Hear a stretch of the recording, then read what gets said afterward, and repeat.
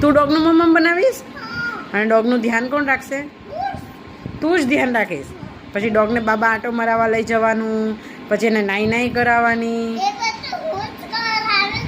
અને છીછી પીપી કરશે તો ડોગ બીજે કઈ ખાઈ દેશે ને બા જો આપણે ગાર્ડનમાં જાય તો એમાં ના. આ તો આપણે કાંઈ પ્રોબ્લેમ નથી, પણ ગાર્ડનવાળા પછી સિક્યોરિટી આપણને અલાઉ ન કરે કે ત્યાં છીછી પીપી કરવાનું ડોગને. તો જો એને છીછી પીપી લાગે તો બહાર જ ખાઈ લે ને રસ્તામાં તો એને ચાલે. અચ્છા, તો એને ચાલશે, એટલે છીછી પીપી કરાવવાની જરૂર નથી. પણ પછી ધારો કે જો એને રાત્રે એવું કહેશે, રાત્રે ઉઠાડીને કે ચલો હવે મારે તો આંટો મારવા જવું છે, ડોગ એવું ઉઠાડીને કહેશે તો કોણ આંટો મારવા લઈ જશે?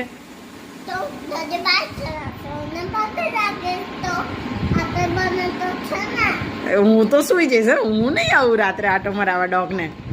હું આવી ને તું ડેડી જશો આંટો મરાવવા? તમે જશો એની જોડે આંટો મરાવવા?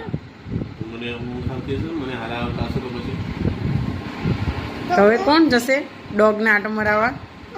બસ બે તું બદામ મારવાનું હા, એ સૌથી બેસ્ટ આઈડિયા છે.